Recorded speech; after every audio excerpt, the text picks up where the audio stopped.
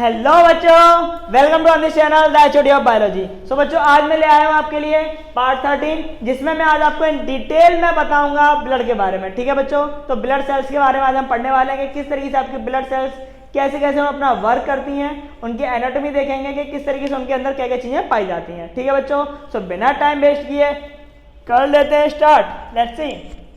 तो बच्चों, अगर मैं सबसे पहले बात करूं आरबीसी की, तो बच्चों मैंने लास्ट लेक्चर में आपको बता दिया था कि ब्लड जो होता है आपका वो दो पार्ट में डिवाइड होता है, ब्लड प्लाज्मा और ब्लड सेल्स। तो बच्चों मैं जो आपको पढ़ाने वाला हूं वो आया आज क्या, ब्लड सेल्स। ठीक है बच्चों, ब्लड सेल्स के अंदर हम लोग क्या देखेंगे, हम लोग देखेंगे कि इसके अंदर तीन सेल्स पाई जाती है बच्चों, आरबीसी, डब्ल्यूबीसी और प्लेटलेट्स। आरबीसी में अगर हम लोग देखेंगे तो आपकी जो रेड ब्लड सेल्स हैं, क्या है बच्चों, रेड ब्लड सेल्स, जिनको हम लोग एरिथ्रोसाइट्स के नाम से भी जानते हैं। ठीक है बच्चों, उसमें हम देखते हैं कि क्या क्या होता है। Let's see. तो देखो, जो आपकी आरबीसी है जिनको हम लोग एरिथ्रोसाइट्स बोलते हैं, वो बच्चों आपकी डिस्क लाइक स्ट्रक्चर होती हैं। कैसे होते हैं, डिस्क लाइक, डिस्क कैसा, कटोरी जैसा, कैसा कुछ थोड़ा थोड़ा कटोरी जैसा, चौकोस होते हैं, चौकोस कुछ इस तरीके का। ठीक है बच्चों, ऐसा क्यों होता है स्ट्रक्चर आपका ये, तो मैंने आपको बताया था कि अगर आपके मान के चलो, अगर आपकी जो आरबीसी है वो फ्लैट है, कैसी आपकी फ्लैट है, तो आप फ्लैट आरबीसी में, क्योंकि देखो आरबीसी का मेन काम क्या है बच्चों, ट्रांसपोर्टिंग का है ना। उसके अंदर जो आपका पिगमेंट है हीमोग्लोबिन, वो आपका बेटा कंपाउंड फॉर्म करता है, ऑक्सीजन के साथ में तो ऑक्सी हीमोग्लोबिन, कार्बन डाइऑक्साइड के साथ में कार्बन हीमोग्लोबिन, और कंपाउंड फॉर्म करके चीजों को लेके जाता है। अब लेके जाएगा तो मान के चलो कि एक फ्लैट चीज है, अगर कोई उस पर अगर ऐसे लड्डू रख के लेके जा रहा है, लड्डू मान के चलो, ठीक है, कोई ऐसे लड्डू रख के लेके जा रहा है, कोई है कोई कटोरे में रख के लड्डू ले आ रहा है, तो बच्चों कटोरे वाले लड्डू ज्यादा सेफ रहेंगे, आपको पता है, क्योंकि उसकी ग्रिप बनी रहेगी चारों तरफ से, है ना। जबकि अगर आप प्लेट में रखे हुए लड्डू तो बच्चा वो हिलने से गिर सकते हैं इधर उधर, है ना। तो इसलिए ये सेफ होती है, जिससे कि एक टाइम पे आरबीसी आपकी ज्यादा अमाउंट में ऑक्सीजन को कैरी कर सके, एक जगह से दूसरी जगह लेके जा सके, है ना, ज्यादा अमाउंट में, प्लस CO2 को ज्यादा अमाउंट में लेके आ सके। प्लस दूसरा रीजन, हमारी जो ब्लड वेसल्स होती है बच्चों बहुत नैरो होती हैं, बहुत छोटी छोटी होती हैं। अब अगर आप ऐसी फ्लैट शेप की अगर आरबीसी होगी, तो आरबीसी ऐसी फ्लैट शेप के होने की वजह से इधर से उधर से जाके फंस सकती है बीच में। ठीक है बच्चों, अगर कटोरी शेप की अगर आरबीसी होगी तो बच्चों वो ड्राइव करते हुए इधर से उधर से इधर से उधर से आपकी निकल जाएगी, है ना, बहुत अच्छी ड्राइव करते हुए, है ना। जैसे कि आपने अगर वाटर राइड अगर कर रखी है तो आपने एक्सपीरियंस किया होगा कि वाटर राइड में वो लोग ऐसी चीजें लेते हैं जो कि घूमती रहती हैं आपकी नॉर्मली हर एक जगह पे, ठीक है ना। तो डिस्क लाइक शेप की होती है, क्यों होती है बच्चों, मैंने आपको रीजन दे दिया।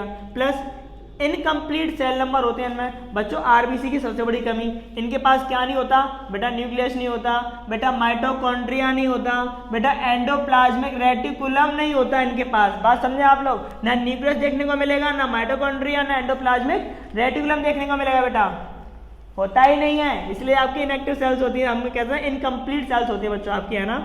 Plus smallest cell of our body.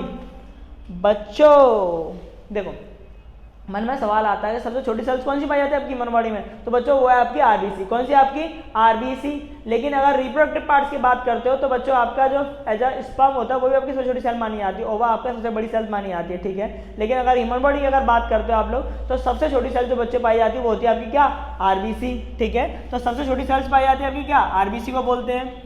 Plus ये कैसे इन कलर में होती हैं, रेड इन कलर, क्यों भैया, क्योंकि इनके पास क्या होता है, एक पिगमेंट होता है जो कि किसका बना होता है बच्चों, आयरन का, Fe। बेटा 70% आयरन होती है, 70%, 70% आयरन आपका किसमें पाया जाता है बच्चों, आरबीसी में पाया जाता है।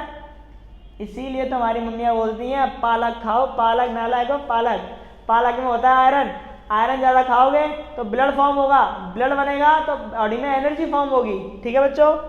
तो आयरन खाना चाहिए, हरी चीजें खाओ जितनी खा सको, ठीक है। तो हीमोग्लोबिन आपका आयरन से बना होता है, जिसको हम लोग क्या बोलते हैं बच्चों, हीमोग्लोबिन, जो कि पिगमेंट है, जिसकी वजह से आरबीसी का कलर कैसा होता है, रेड। कैसा होता है, रेड होता है। हर चीज, जितनी भी चीजें इस दुनिया में जिसमें जो भी कलर है आपका जो लिविंग है, वो किसी न किसी पिगमेंट की वजह से बच्चों, है ना। जैसे कि मेरा कलर अगर सांवला है या फिर किसी का अगर कोई गोरा है, तो बच्चों ये भी एक आपका पिगमेंट होता है, मेलेनिन नाम का एक पिगमेंट होता है, जिसकी वजह से हमारा स्किन कलर डिसाइडेड होता है ना बच्चों। तो हर एक चीज का एक कलर ही डिपेंड होता है।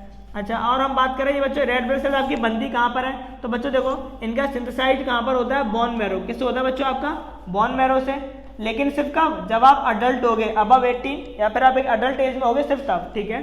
अदरवाइज अगर आप इन्फेंट हो बच्चों, इन्फेंट क्या होता है, इन्फेंट हम लोग बोलते हैं 1 मंथ से लेके 1 ईयर तक के बेबी को, ठीक है, 1 मंथ से लेके 1 ईयर तक के बच्चों को बच्चों क्या बोलेंगे, इन्फेंट, ठीक है।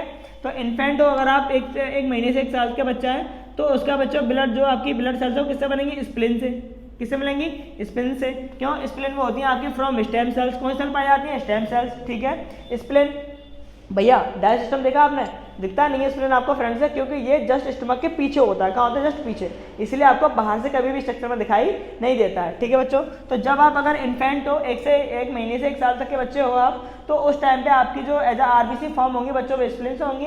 लेकिन जब आप अडल्ट फॉर्म में आ जाते हो तो आपकी बोन मैरो से बनती है। आपको बोन मैरो क्या बच्चों? वही जो कि आपकी स्पाइनल कॉर्ड में पाया जाता है, बैकबोन। आपकी बैकबोन में फ्लूइड रहता है येलोइश कलर का, वहाँ पाया जाता है आपका। ठीक है, क्रिस में हमने मूवी देखी थी क्रिस 3, उसमें कार्ल कहता है उसे क्रिस के फादर से बोलता है कि मुझे ना अपना बोन मैरो दे दो, जिससे कि मैं पैरालाइज से देन फर्दर ठीक हो जाऊँ। तो बोन मैरो निकाल लेता है उनका। वैसे तो देखा जाए तो बोन मैरो अगर निकाल लोगे आप तो कहीं तक बन जाता है बॉडी में, लेकिन उसकी भी एक एज लिमिट है। अगर आप है किसी का बोन मैरो अगर अबव 50 अगर कोई पर्सन है या 60 अगर अबव पर्सन है, अगर आप तब आप बोन मैरो निकाल रहे हो तो उस टाइम पर जो सेल्स की डेंसिटी होती है वो बिल्कुल कम सी हो जाती है, बनती नहीं है सेल्स ज़्यादा। तो ऐसी कंडीशन में वो पर्सन हो सकता है कि निकल जाए, मर सकता है। लेकिन अगर आप एक अडल्ट का अगर बोन मैरो थोड़ा बहुत अगर यूज़ करते हो या निकालते हो तो इतना फर्क नहीं पड़ेगा। कहीं तक फर्क पड़ेगा, टाइम लगता है बनने में, लेकिन बन जाएगा।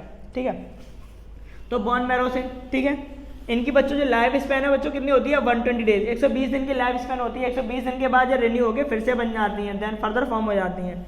अगर हम लोग बच्चों व्हाइट सेल्स की बात करें, हम किसकी बात करें? व्हाइट सेल्स की। तो बच्चों व्हाइट सेल्स को हम लोग ल्यूकोसाइट्स ही बोलते हैं। क्या बोलते हैं? ल्यूकोसाइट्स। ठीक है, तो बच्चों व्हाइट सेल्स को हम लोग क्या बोलते हैं? ल्यूकोसाइट्स ही बोलते हैं। ये बच्चों इरेगुलर शेप की होती हैं, इनका कोई फिक्स शेप नहीं है। ठीक है, एंड कंप्लीट सेल्स होती हैं आपकी। ठीक है, इरेगुलर शेप की होती है, कन्फर्मली कोई शेप इनका है ही नहीं। दूसरी बात, these cells do not have any pigment. बेटा नहीं है कोई पिगमेंट, तभी तो वाइट है। इनके पास कोई पिगमेंट है ही नहीं, इसीलिए कलरलेस है। कैसी है आपकी? कलरलेस, क्योंकि पिगमेंट होता तो कलर आता, इसलिए वाइट है। लाइफ स्पैन बच्चों इनकी 2 to 4 वीक की होती है, 2 से 4 दिन तक जिंदा रहती हैं। बच्चों सबसे बड़ा प्लस पॉइंट है इनका क्या? Soldiers of our body. ये हमारी बॉडी की क्या है? सोल्जर्स ऑफ अवर बॉडी है बच्चों। क्या हमारी? Soldiers of our body. क्यों बोलते हैं बच्चों soldiers of our body? Because they prevent infection. क्योंकि ये किससे प्रिवेंट करती है बच्चों? इन्फेक्शन से प्रिवेंट करती हैं। हाउ? कैसे करेंगी? तो बच्चों इनके पास होती हैं T cells, B cells. B cells बच्चों वो सेल्स होती है जो कि आपकी एंटीबॉडीज बनाती हैं। टी सेल्स वो सेल्स होती हैं आपकी जो कि एक इन्फॉर्मेशन लेके आती हैं जब भी कोई बाहर से foreign particles, infected particles, micro organism या पैथोजन कोई भी किसी भी तरीके अगर बॉडी में एंट्री करता है तो सबसे पहले आपकी टी सेल्स भाग के जाती हैं और सारी इन्फॉर्मेशन कलेक्ट कर लेंगे। ऐसा देख देख के जूम कर करके पूरी इन्फॉर्मेशन कलेक्ट करके भाग के जाएंगे और बी सेल्स को दे देंगे लेप पकड़। ठीक है, बी सेल कहेगी लाभ पकड़ा और लेके उसी के हिसाब से एंटीबॉडीज बना देगी और एंटीबॉडी जाएंगे उसको लड़ेंगे, दू दू दू करके मार के उसे आ जाएंगे वापस। ठीक है, तो सोल्जर्स ऑफ अ बॉडी। और जिस कंडीशन में वो नहीं मार पाते उनको जब पिट के आ जाते हैं बस हम वहीं बीमार पड़ जाते हैं, हम लोग सफ़र हो जाते हैं, हमारा जो इंटरनल इम्यूनिटी वो उसको झेल नहीं पाती और हम लोग क्या पड़ जाते हैं बच्चों? बीमार। तो ये हमारा सबसे बड़ा प्लस पॉइंट था। अब बच्चों अगर प्लेटलेट्स की अगर हम बात करें तो प्लेटलेट्स को क्या करती है? सीक्रेट सर्टेन प्रोटीन, कुछ ऐसी प्रोटीन्स रिलीज करती हैं जिनका काम क्या होता है? ब्लड क्लॉटिंग में। किस मदद करती हैं? ब्लड क्लॉटिंग में। तो ऐसी प्रोटीन्स कौन सी हैं बच्चे आपकी? Fibrinogen, prothrombin, these are the proteins. ठीक है, जो कि किस मदद करते हैं? आपकी ब्लड क्लॉटिंग में मदद करती हैं। कैसे करेंगे हम आगे देखेंगे। लाइफ स्पैन बच्चों क्या है इनकी? 60 डेज टू 120 डेज। इनकी लाइफ स्पैन बच्चों क्या होती है? 60 डेज टू 120 डेज। ठीक है, तो ये तो आपने आरबीसी के बारे में पढ़ लिया, डब्ल्यूबीसी के बारे में पढ़ लिया और प्लेट्स के बारे में पढ़ लिया बच्चों, है ना। अब हम करने वाले हैं क्या? Blood clotting. क्या करने वाले बच्चों? Blood clotting. अब ब्लड क्लॉटिंग अगर आप देखोगे तो मैग्नीज्म में अगर हम लोग देखें तो हमें देखने को क्या मिल जाता है? सॉरी इंजरी लिख लिया, इंजरी होना चाहिए था। ठीक है, तो जब भी देखो ध्यान से समझना ब्लड क्लॉटिंग देखो कैसे होती है आपकी, है ना। अगर आपको कोई इंजरी हो गई है बच्चों, क्या हो गई है भाई? इंजरी हो गई है, तो जैसे आपकी इंजरी होती है तो आपकी जो प्लेटलेट्स हैं, क्या है आपकी जो प्लेटलेट्स हैं उनमें एक एंजाइम सीक्रेट करती हैं, थ्रोम्बोप्लास्टिन। कौन सा एंजाइम सीक्रेट करेंगे? थ्रोम्बोप्लास्टिन, जो कि इनएक्टिव फॉर्म में होता है बच्चों। किस में होता है? इनएक्टिव फॉर्म में। जैसे ही वो एक्टिवेट होता है ये भाई साहब क्या करेंगे? जो ब्लड में प्रोथ्रोम्बिन है उसको कन्वर्ट कर देंगे थ्रोम्बिन में। किस में कन्वर्ट कर देंगे? थ्रोम्बिन में। और जो फिब्रिनोजन प्रोटीन है उसको कन्वर्ट कर देंगे फिब्रिन में। और ये भाई साहब प्रोटीन क्या करती हैं? With help of RBC, RBC के साथ में मिलकर क्या बना लेती हैं? Blood clot. क्या बना लेती हैं? Blood clot. अगर कोई पर्सन नॉर्मल है तो नॉर्मल पर्सन का ब्लड क्लॉट आपको 1 to 2 मिनट में रुक जाना चाहिए। ठीक है, 1 to 2 मिनट में क्या होना चाहिए? रुक जाना चाहिए। तो इतने टाइम में हमारा ब्लड क्लॉट क्या होता है? रुक जाता है। अगर एक माइन्यूट इंजरी है तो मेजर इंजरी की नहीं कह सकते, बट माइन्यूट इंजरी में इतने टाइम तक आपका ब्लड रुक जाना चाहिए। ठीक है बच्चों।